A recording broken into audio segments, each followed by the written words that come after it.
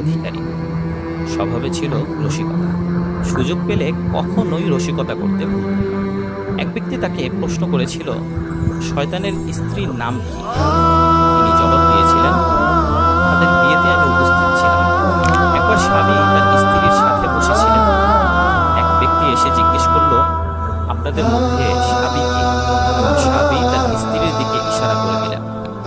স্বামীর ধৈর্যের প্রশংসা করেছিলেন হাসান বসরি। একবার এক ব্যক্তি এসে ইমাম স্বামীকে গালাগালি করে।